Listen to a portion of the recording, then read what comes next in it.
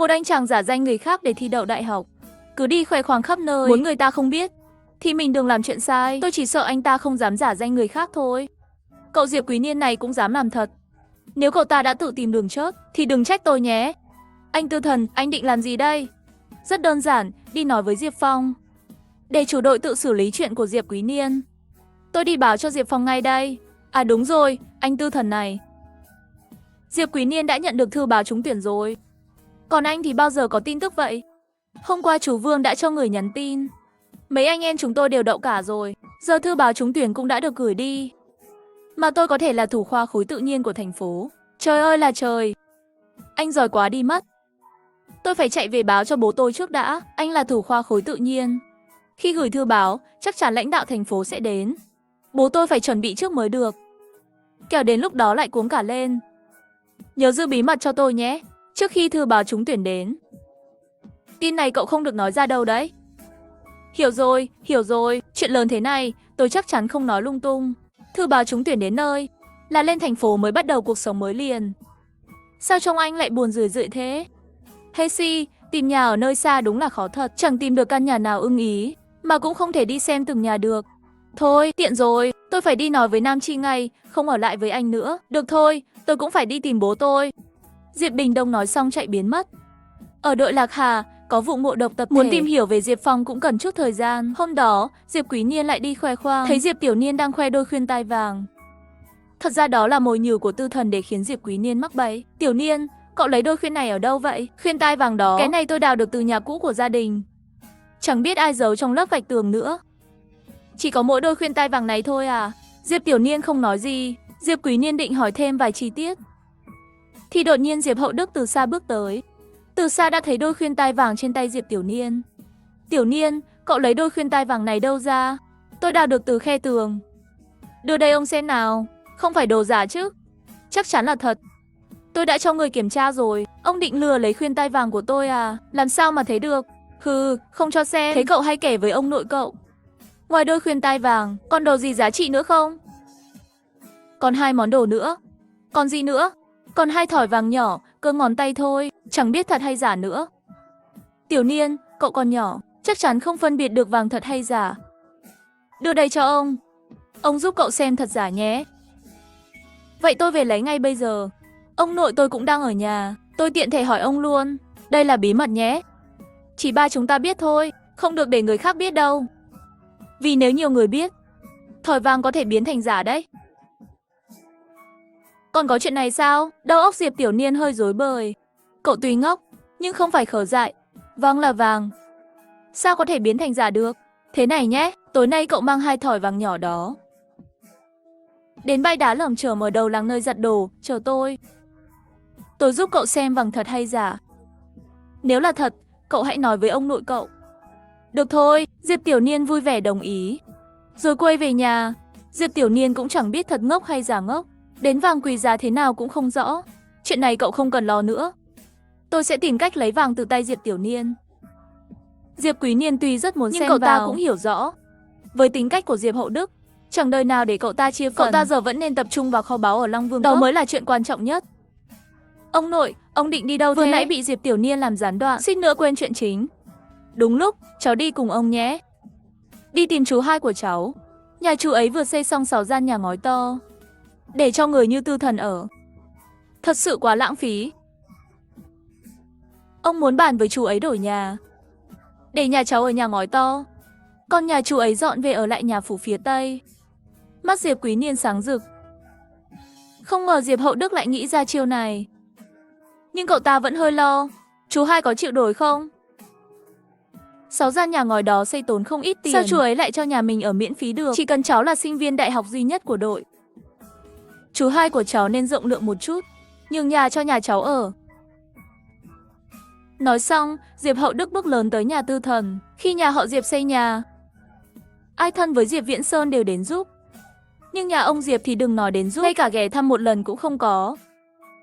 Giờ nhà xây xong, ở được rồi. Diệp Hậu Đức khoanh tay bước tới. Vào sân ông ta mới phát hiện nhà mới to gấp đôi nhà cũ. Diệp Hậu Đức thèm thuồng muốn chết.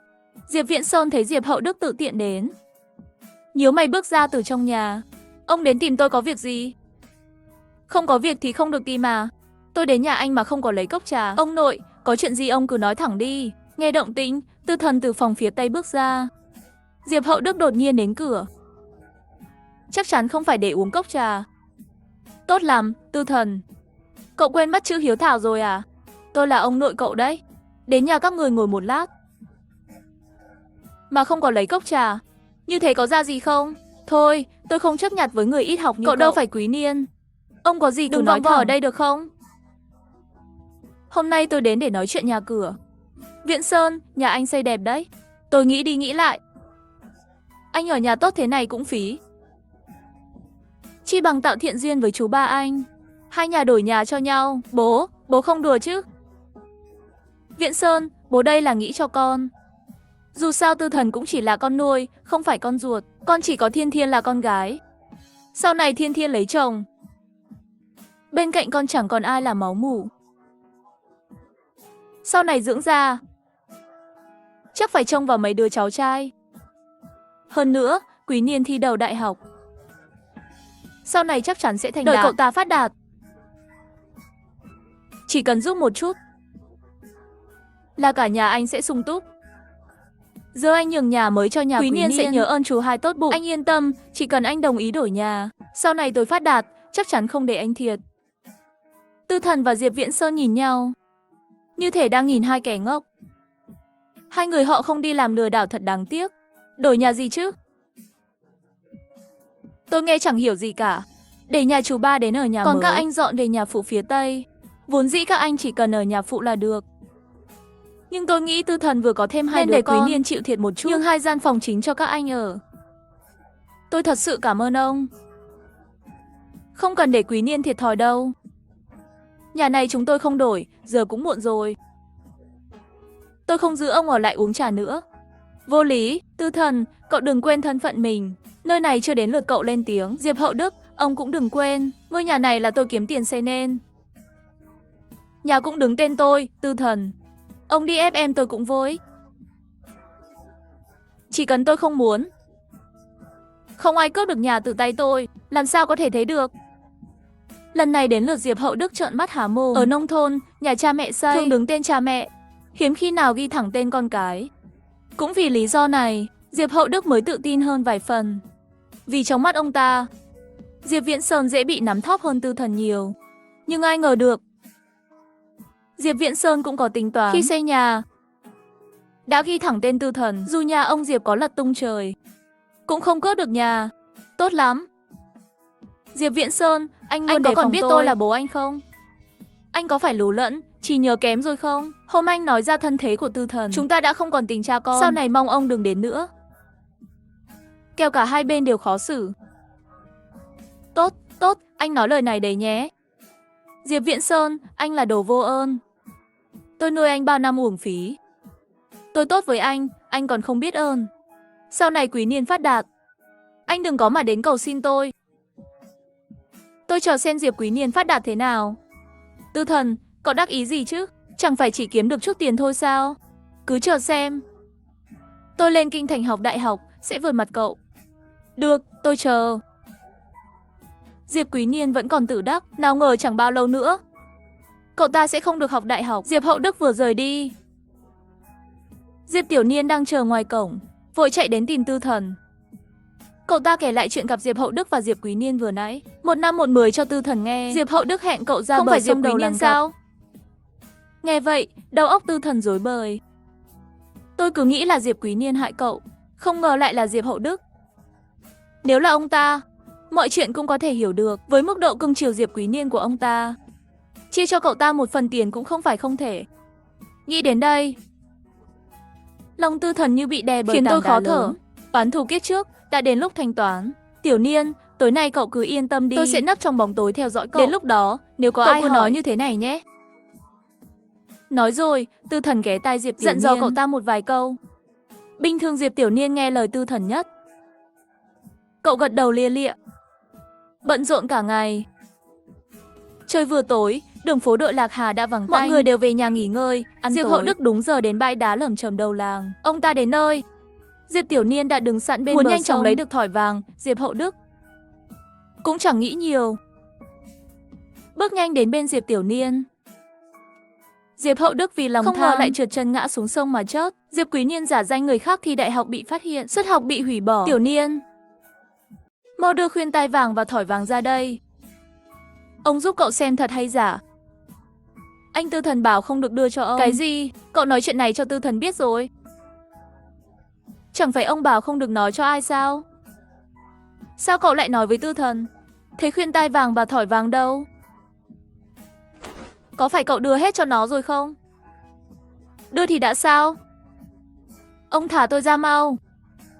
Không nói chứ gì. Đừng trách ông đây độc ác. Diệp Hậu Đức định ra tay mạnh. Diệp Tiểu Niên dùng sức giật tay ra, bước nhanh về phía bờ. Chưa hỏi rõ mọi chuyện. Diệp Hậu Đức đương nhiên không để cậu đi.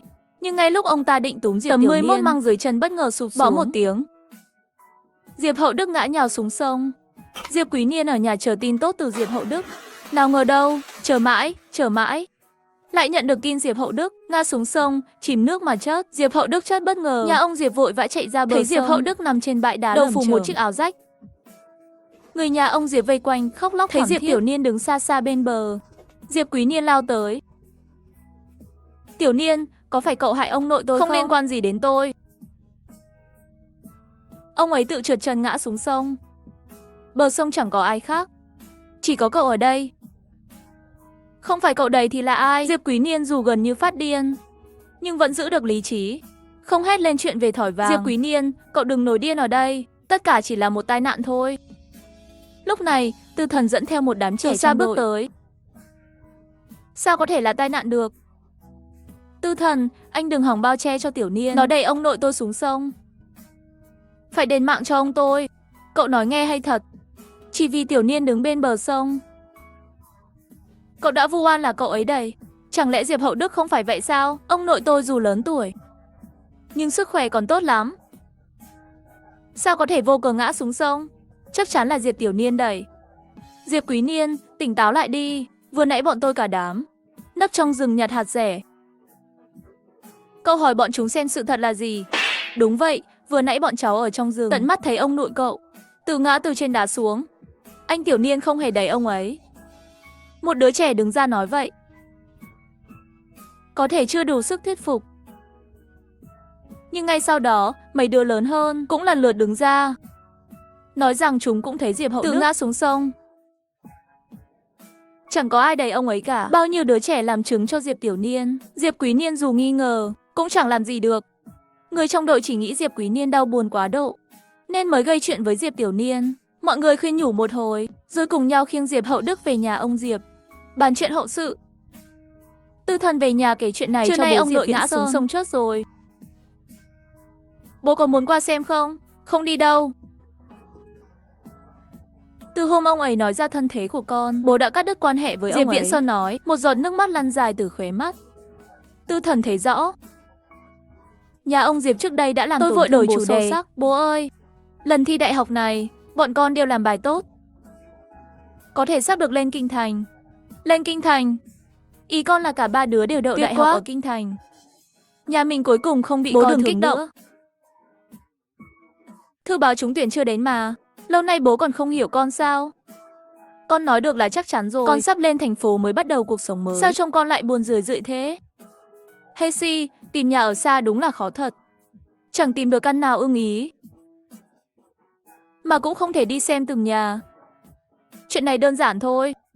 Muốn thuê nhà, thử lên 58 đồng thành xem, liên hệ thẳng với chủ nhà để thuê được, còn được sửa chữa miễn phí, tiết kiệm tiền, yên tâm, chuyển nhà còn được tặng dịch vụ dọn dẹp chuyên nghiệp. Tôi thấy trên này có cả căn hộ thương hiệu nữa, tiết kiệm tiền, yên tâm, chuyển nhà còn được tặng dịch vụ dọn dẹp chuyên nghiệp. Tôi thấy trên này có cả căn hộ thương hiệu nữa, nhà nguyên căn, nhà ghép, muôn nhà thật nhiều thế mà này. Mà con có thể tìm nhà qua video, cảnh thật, nhà thật, xem được hết. Thế này chẳng phải giải quyết vấn đề của con rồi sao? Làm bố quên cả bận rộn, tiện quá đi, tí nữa con sẽ đi xem ngay. Bố ơi, bố thật sự không qua xem sao? Không cần khuyên bố đâu. Bố không đi đâu. Cũng không thể trách Diệp Viễn Sơn tuyệt tình. Ngay cả hai người con cưng của Diệp Hậu Đức, Kiến Sơn và Phúc Sơn, con chẳng muốn tổ chức tang lễ cho ông ấy. Huống chi là đứa con bị đuổi khỏi nhà như bố. Mẹ đừng khóc nữa, chúng con đã bàn xong rồi. Bố chết vì tai nạn, cũng không nên để ở nhà lâu. Sáng mai chúng con sẽ đi hỏa táng. Nhanh vậy sao? Quý Niên vừa thi đậu đại học là chuyện vui lớn. Nhà mình lại tổ chức tang lễ, con sợ ảnh hưởng đến chuyện của Quý Niên. Vì thế chúng con định không tổ chức tang lễ. Hỏa táng xong, chiều mai sẽ để bố sớm yên nghỉ. Sao? Sao thế được hả mẹ? Không phải chúng con không muốn tổ chức tang lễ cho bố, mà nhà mình thật sự không có tiền. Mẹ cũng biết năm nay nhà mình sống khó khăn. Quý Niên sắp vào đại học.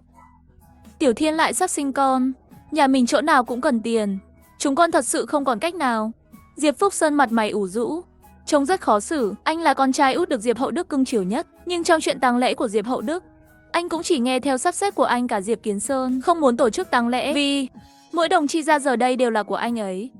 Thay vì để lại cho Diệp Hậu Đức tiền tang lễ, anh thà giữ lại tiêu pha. Thôi, hai anh em con tự bàn bạc đi. Đinh Xuân Hoa thở dài thườn thượt. Bà giờ liệt giường. Ở nhà ông Diệp chẳng còn chút quyền lên tiếng. Dù bà biết rõ hai người con trai cố ý không tổ chức tang lễ cho Diệp Hậu Đức, cũng chẳng làm được gì. Mọi chuyện được quyết định xong.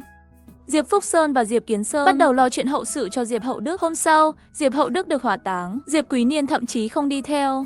Cậu ta chỉ nói tối qua thức khuya mệt quá, nhưng thật ra là muốn tìm Diệp Tiểu Niên. Gặng hỏi thêm để lấy khuyên tai vàng và thỏi vàng. Kết quả, vừa ra khỏi cửa, cậu ta đụng ngay Chu Đông Phong. Trên đời này chẳng có bức tường nào không chẳng mấy chốc Chu Đông Phong nhận được tin, biết có người đang điều tra chuyện Diệp Phong bị giả danh. Anh ta cố ý tìm đến Diệp Quý Niên để bàn bạc. Đông Phong, anh không được hại tôi. Nếu chuyện này không thành, tôi sẽ không được học đại học đâu. Diệp Quý Niên chẳng thể ngờ khi vận đen kéo đến. Uống nước lạnh cũng mắc kẹt răng. Hôm qua ông nội cậu vừa chết, hôm nay chuyện học đại học lại gặp vấn đề nghiêm trọng thế này. Ai mà ngờ được bố Diệp Phong lại bản lĩnh tìm người hỏi thăm tận Đại học Sư phạm Kinh Thành, mà bên đó lại phản hồi tin tức nhanh thế. Giờ phải làm sao đây? Hay là cậu tìm Diệp Phong xem có thể mua lại suất học từ cậu ta không? Chỉ cần cậu đưa đủ tiền, cậu ta có thể thi lại năm sau. Diệp Phong đã tìm đến tận trường đại học, chắc chắn là muốn học đại học. Tôi em là không thuyết phục được cậu ta nhường suất cho tôi. Thế thì tôi cũng chẳng có cách nào hay hơn. Hay cậu thi lại năm sau, đến lúc đó tôi sẽ giúp cậu lo lại từ đầu. Diệp Quý Niên cau mày, lòng rối như tơ vò. Thi lại năm sau nghĩa là cậu phải chia tay Lương Thanh, để cô ấy một mình mang con về Kinh Thành. Diệp Quý Niên sao yên tâm được. Đông Phong, để tôi suy nghĩ thêm được không? Chỉ có hai cách này thôi. Cậu xem cách nào khả thi. Thế còn suất của vợ tôi thì sao? Bên đó có ai tìm đến chưa? Tạm thời chưa có. Vậy thì tốt, nếu cả hai suất đều có vấn đề, mọi chuyện sẽ khó giải quyết lắm. Tiễn Chu Đông Phong đi. Diệp Quý Niên suy nghĩ một lúc, vẫn quyết định kể chuyện này cho Lương Thanh. Nào ngờ Lương Thanh lại có tính toán riêng. Vốn dĩ cô ấy đã muốn bỏ Diệp Quý Niên, giờ cơ hội đến, cô ấy đương nhiên không bỏ qua Diệp Quý Niên. Để tránh suất của tôi cũng gặp vấn đề, ngày mai tôi sẽ đích thân đến xem nhà có thể mua lại suất của cô ấy không. Bên đó chưa tìm đến, chúng ta không cần chủ động tìm họ chứ. Cậu ngốc quá, con không nhìn ra sao? Sở dĩ Diệp Phong biết mình bị giả danh, chắc chắn có người báo tin. Tôi đã nói mà. Sao chuyện đang yên lành lại bại lộ đột ngột thế? Tiểu Thanh, cậu nói xem ai báo tôi. Con phải hỏi sao? Cậu có thù với ai? Thì chắc chắn người đó báo cậu. Tên Tư Thần bỗng hiện lên trong đầu Diệp Quý Niên. Cậu tức giận đập tay xuống bàn trà. Lại là Tư Thần, hắn không thi đậu đại học, cũng chẳng có cửa, cố ý gây rối cho tôi. Vậy mai chúng ta chia nhau hành động. Tôi đi tìm Diệp Phong, cậu đi tìm Lương Cảnh Thanh. Sáng mai hỏa táng Diệp Hậu Đức, chiều mai hạ táng. Chuyện này lan truyền trong đội Lạc Hà, ai nấy đều kinh ngạc. Chẳng ai ngờ Diệp Hậu Đức chết mà thế, ngay cả tang lễ cũng không có. Anh em Diệp Kiến Sơn và Diệp Phúc Sơn đúng là nhẫn tâm, bố ruột nuôi họ khôn lớn, cưới vợ, giúp chăm cháu, vậy mà cuối cùng lại ra nông nỗi này. Thật khiến người ta lạnh lòng. Ai nói không phải đâu. Nhưng Diệp Kiến Sơn và Diệp Phúc Sơn vốn chẳng cần thể diện. Họ chẳng sợ người ta đàm tiếu. Tiền tiết kiệm được, mua thịt ăn chẳng ngon hơn sao? Hôm sau, Lương Thanh đến nhà Lương Thanh Thanh, nói thẳng ý định, chỉ cần cô chịu, tôi sẽ đưa 200 đồng làm bù đắp. Sang năm cô có thể thi lại. Lương Thanh Thanh vốn không muốn, nhưng bố mẹ cô thấy tiền là sáng mắt, ngay tại chỗ đồng ý chuyện này. Hai bên còn lập giấy thỏa thuận. Đến nước này, Lương Thanh Thanh dù không muốn, cũng đành ngậm ngùi đồng ý. So với sự thuận lợi của Lương Thanh, bên Diệp Quý Niên lại khó khăn hơn. Cậu vừa đến nhà Diệp Phong nói rõ ý định, đã bị bố Diệp Phong cầm chổi đánh đuổi ra. Hơn nữa còn dọa sẽ đến sở giáo dục tố cáo, khiến cậu ta mãi mãi không được thi đại học. Kết quả cuối cùng, Diệp Quý Niên bị hủy tư cách thi đại học. Nếu không nhờ Diệp Phúc Sơn tìm Diệp Hàn Sơn nói đỡ, Diệp Phong còn định tống cậu ta vào tù. Chỉ hủy tư cách thi, coi như đã nương tay với cậu ta. Nhà ông Diệp náo loạn như gà bay chó sủa. Tư Thần thì bận ở nhà trông con, tiện thể xem trò vui của nhà ông Diệp. Tôi nghĩ nhà ông Diệp chia gia tài đã đủ đặc sắc rồi. Ai ngờ đâu, Lương Thanh còn giở trò trong chuyện này. Cô Lưu ơi! Ngày dự sinh của Lương Thanh hình như là tháng 9 Sao lại sinh sớm thế? Lương Thanh sinh sớm vì cô ấy uống thuốc dục sinh, không đến bệnh viện mà sinh ở nhà. Xin nữa thì chắc, cô ấy đúng là vội vàng muốn đi. Cái gì mà vội? Không có gì. Tư Thần biết Lương Thanh là người lợi hại, nhưng không ngờ cô ấy không chỉ với chính mình cũng chẳng nương tay. Để thoát khỏi cái hố nhà ông Diệp, cô ấy ngay cả mạng sống cũng không màng. Lương Thanh sinh con chưa được bao lâu, bố mẹ cô ấy vốn chưa từng lộ diện, cuối cùng cũng đến đợi Lạc Hà. Ban đầu, Diệp Quý Niên thấy bố mẹ Lương Thanh đến còn nhiệt tình tiếp đãi họ. Nhưng chẳng bao lâu, cậu ta đã không cười nổi. Quý Niên, Tiểu Thanh nhà tôi vừa sinh cho cậu một đứa con gái. Thế mà cậu chỉ cho nó uống cháo kê. Quý Niên, Tiểu Thanh nhà tôi vừa sinh cho cậu một đứa con gái. Thế mà cậu chỉ cho nó uống cháo kê.